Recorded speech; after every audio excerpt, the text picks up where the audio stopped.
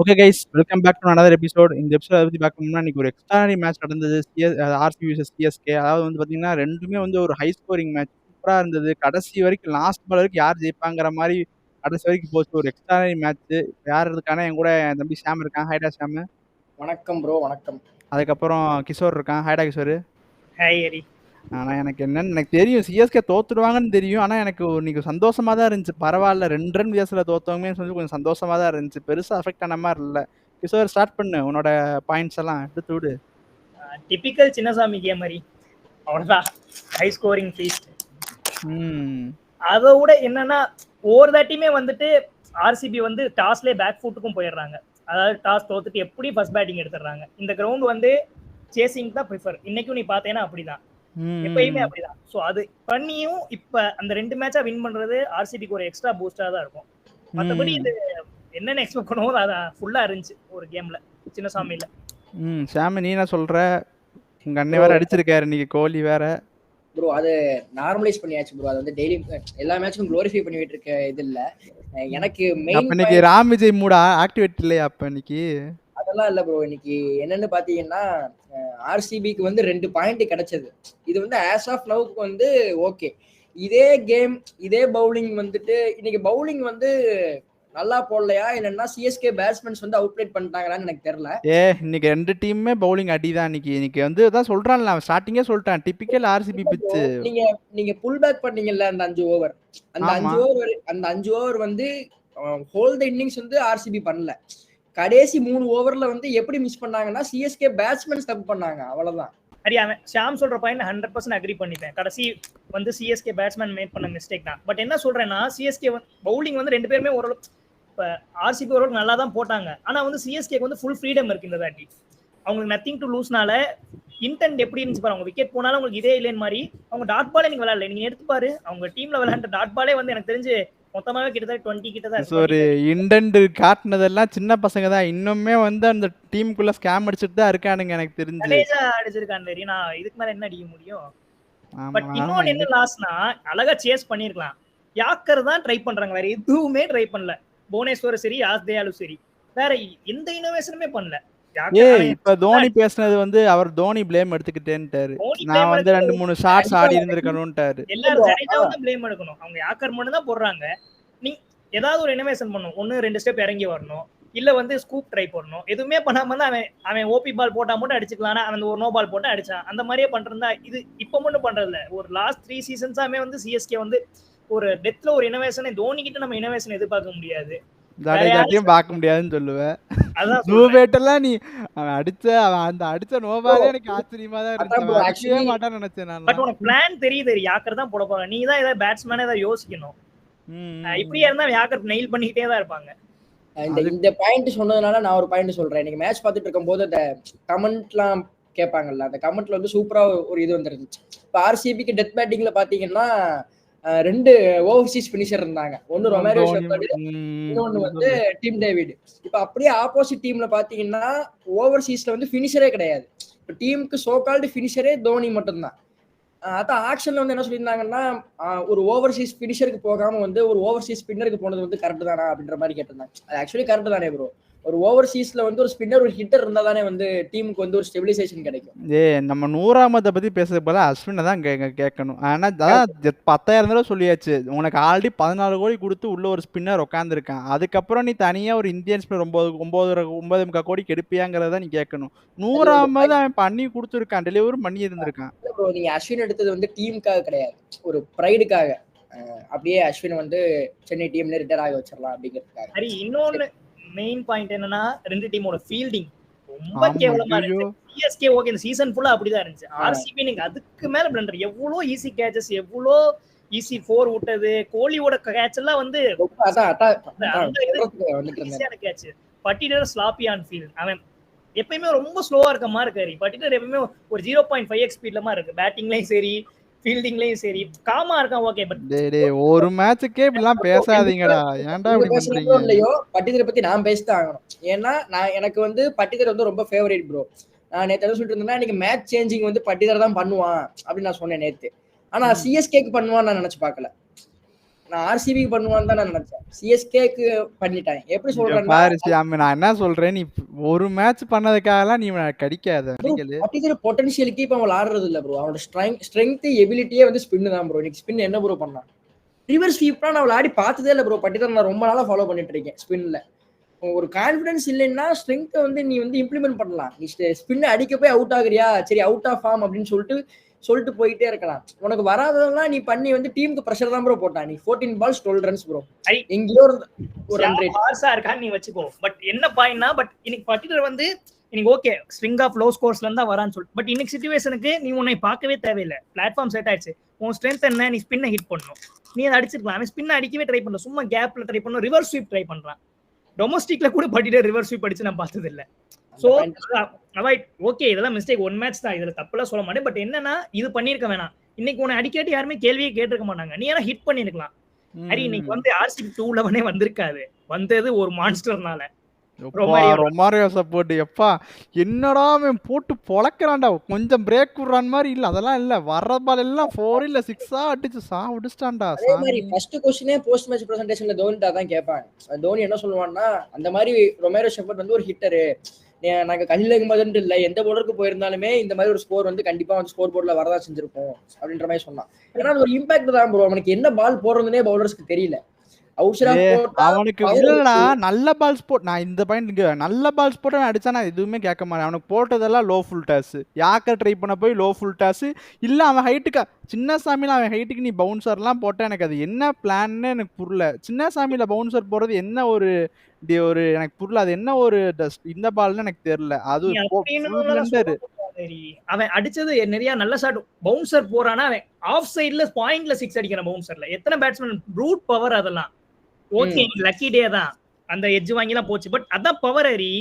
அவனை நீ வந்து ஓகே 2 ஸ்லாட் பால் போட்டாங்க, பட் நீ எப்படி போட்டிருந்தாலும் ஷாம் சொல்ற மாதிரி அவன் ரீச் பண்ணிருப்பான். அவன் அந்த மாதிரி அவங்க 2 பால் பேட்ல போட்டு வெஸ்ட் இண்டீஸ் அவ்வளவுதான். அவங்களால வந்து இவ்வளவுதான் பண்ண முடியும். வந்தாங்கன்னா டொம்முன்னு அடிக்கிறது தான். ஸோ நீ நல்ல பால் அந்த ஒரு 11 பால் பிடிச்சிருக்காங்க. எனக்கு தெரிஞ்சு 3 பால் நல்ல பால் போட்டாங்க. 3 ஒன்னு 6 போச்சு, இன்னொன்னு எட்ஜ் வாங்கி 4 போகுது, இன்னொன்னு கவு கார்னர்ல அடிக்கிறான் எங்க என்னமோ.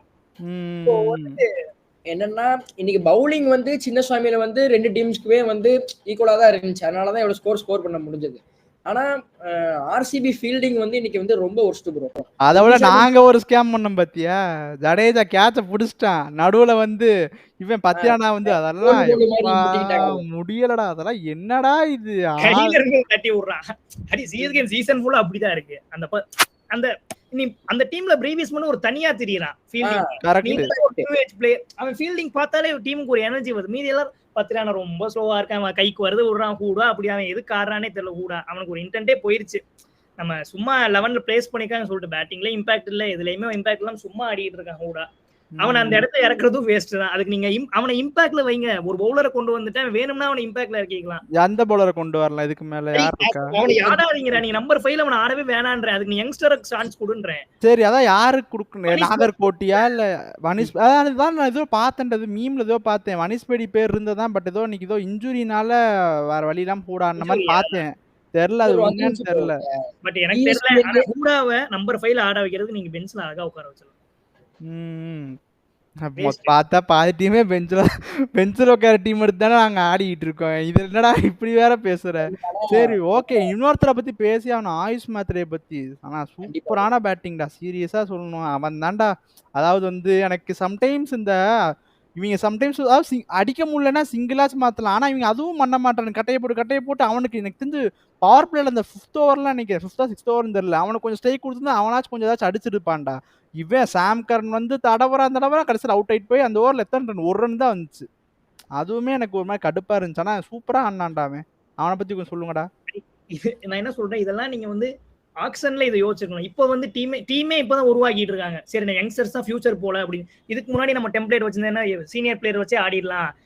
இப்பதான் எனக்கு தெரியுது, சரி யங்ஸ்டர் இறக்குனாதான் அவங்களுக்கு அந்த ஃபியர்லெஸ் கிரிக்கெட் ஆடுவாங்க போலன்னு இப்பதான் தெரிய வருது. அதனாலதான் அந்த சீசனே காஸ்ட் ஆச்சு. நீ ஆயுஷ் மாத்திரை மாதிரி முன்னாடி அதுவும் நீங்க எடுத்திருந்தேன்னா கூட தப்பு கிடையாது. அப்ப வந்து நீங்க என்ன, எனக்கு அதுதான் ரொம்ப இதா இருக்கு. ஷேக் ரஷீத் கிட்ட நான் அவ்வளவுதான் எக்ஸ்பெக்ட் பண்ணுவேன். ஷேக் ரஷீத் வந்து 150 ஸ்ட்ரைக் ரேட் பிளேயர் தான். நீ எங்க எடுத்து பார்த்தாலும் சரி அவன் 150 தாண்டிலாம் ஆட மாட்டான். 200 ஸ்ட்ரைக் ரேட் பிளேயர்லாம் கிடையாது.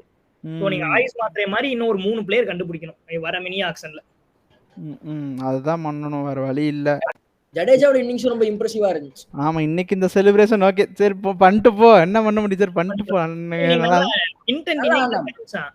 நீ ஆமா. நம்பர் போன்ல வரேன்னா அந்த ரோல் தானே நீ பண்ணணும். வந்து அடிக்க தான் செய்யணும். இத்தனை மேட்சா நீ வந்து 25 பால் 25 இருக்கிறது வேஸ்ட். உனக்கு உன் இதுதான் விக்கெட் bro வந்து உங்களுக்கு ஒரு ம். இதே தெரிஞ்சிருக்கு. நம்பர் 4 நம்பர் 3ல வந்துச்சுன்னா வந்து பார்ட்னர்ஷிப் பில்ட் பண்ணக்கூடாது. டீமுக்கு ஸ்கோர் போர்ட தான் ஏத்தணும். ஆனா இருங்கடா, இந்த மேட்ச பார்த்துட்டு முடிவு பண்ணிடாதீங்கடா. இது பேட்டிங் ட்ராக்டா. இதேதான் எஸ்ஆர்எஸ் மேட்ச் அப்பயும் நடந்தது. எஸ்ஆர்எஸ் அந்த மேட்ச் அப்ப இதான் நடந்தது. இது அப்படிதான் பேட்டிங் ட்ராக் தானே அடிச்சிட்டோம். இன்னைக்கு டிசர்வ்டு வின்னு பாத்தீங்கன்னா, டிசர்வ்டுன்ற சொல்றதை விட மேட்ச் வந்து 98% தான் bro போயிட்டு இருந்துச்சு மேட்ச். ஏன்னா எல்லா ஓவரும் 10 ரன். எந்த ஓவர் அந்த இங்கிடியோட ஒரு ஓவர் 1 ரன். அதாவது நான் எப்படி சொல்றேன்னா, ஜடேஜாவும் மாத்திரையும் பார்ட்னர்ஷிப் பில்ட் பண்ண ஆரம்பிச்சதுக்கு அப்புறம் சொல்றேன். எல்லா ஓவரும் மினிமம் 10 ரன்ஸ்.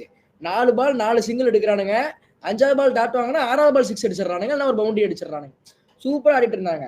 எப்போ உங்களுக்கு மாத்திரையோட விக்கெட் வந்து போச்சோ அதுக்கப்புறம் என்ன ஆச்சுன்னா, பிரவிஸ் அதை கொஞ்சம் பேசி ஆகணும். அது வந்து கான்ட்ரவர்ஷியலா என்னன்னு எனக்கு தெரியல.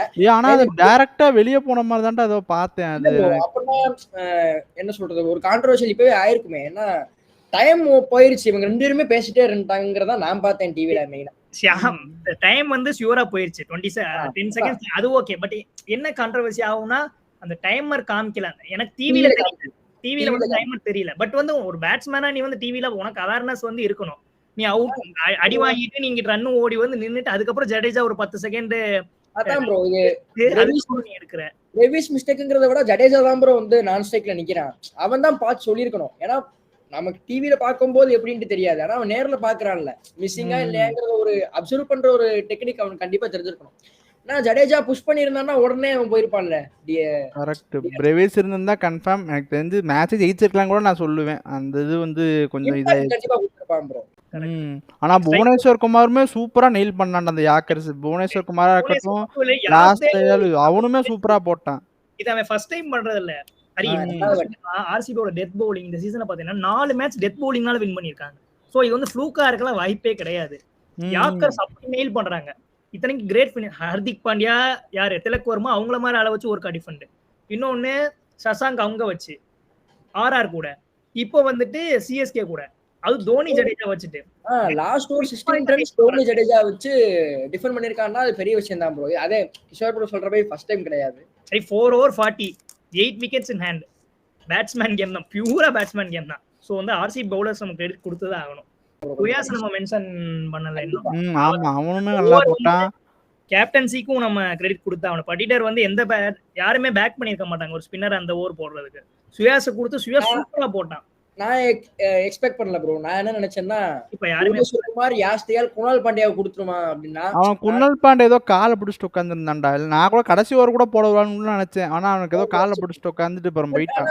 தோனி இருக்கிறதுனால லெக் ஸ்பின்னரை கொண்டு வர்றது வந்து ஒரு நல்ல சரியான டாக்டிக் ப்ரோ. சூப்பரா கொண்டு வந்தான். அதுக்கு நீ முடியாது ஷியாம். அவன் சுயா சூப்பரா போட்டான். ஏர் ஸ்பீட்ல குத்தி பால் அவ்வளவு ஸ்பீடா போகுது. குத்துனதுக்கு அப்புறம் ரொம்ப தானா ஸ்பீடா. தோனி ஒரு பால் இறங்கி அடிக்க பார்த்தான். டப்புனா வந்து ஃபுல் பேக் பண்ணிட்டான். அது நல்ல ஒரு ஸ்மார்ட்டான ஒரு பவுலிங். அத நான் நோட்டீஸ் பண்ணேன். ஃபோர்த் பால் இறங்கி வரலாம் அப்படின்ட்டு இறங்கி வந்துருவான். ஆனா பால் நீட்டா சேஞ்ச் பண்ணிடுவான். சோ அதுமே ஆனா இந்த மாதிரி ஒரு ஃபீல்டிங் வச்சுட்டு நெக்ஸ்ட் மேட்சஸ் வந்து கண்டிப்பா வந்து காசு ஆகும் ப்ரோ. ஒரு மேட்சுக்காகலாம் பேசாதப்பா. ஆர்சிபிலாம் ஒரு மேட்ச் இப்படி விடுவானுங்க. இதெல்லாம் விட மாட்டேங்க. கேட்சது கோல் விட்டுட்டு இருக்கான் ப்ரோ பின்னாடி. இந்த அநேகன் படத்தை தனுஷ் சொல்ற மாதிரி இப்படிங்கிறான் பால் இப்படி உள்ள போகுது. எப்பா நாங்கலாம் எத்தனை கோல் விட்டுருக்கோம். நீ சும்மா இரு. சரி இன்னும் ஒரு மென்ஷன் பண்ண பெத்தல் நம்ம பண்ணி ஆகணும். கிளாஸ் சரியான கிளாஸ் சரி. ஆனா நீ ஷாட்ஸ் எல்லாம் பாத்தியா? ஆஃப் சைடு லெக் சைடுன்னு புல் ஷாட் எல்லாமே அவனுக்கு இருக்கு. பிராக்டிஸ்லாம் பண்ணிட்டு தான் இருக்கான். ஃபிட்டா இருந்துமே இவனை ஆட வைக்கிறது எனக்கு அவ்வளோ நெட்ஸ்ல நல்லா பண்றான் போல பெத்தல். அப்ப சால்ட்டும் ஹேசல்வுட் என்னாச்சு அவங்க ரெண்டு பேருக்கும்? ஹேசல்வுட்க்கு நீங்கள் அது வந்து சொல்லிட்டேன் ஷோல்டர் நீங்கலாம் bro. Okay salt maybe benched நினைக்கிறேன். பெஞ்ச்டா தெரியல, எங்களுக்கு தெரியல ஏரியா. பட் சால்ட் வந்து பிராக்டிஸ் பண்ணிட்டு தான் இருக்கான். சரி ஓகே. பட் ஆர்சிபி பார்த்தீங்கன்னா உங்களோட பவுலிங் தான் இன்றைக்குமே வந்து ஒரு கேமுக்குள்ளே கொண்டு வந்திருக்கு. ஒரு எக்ஸ்ட்ரானரி வின் பண்ணியிருக்காங்க ஆர்சிபி.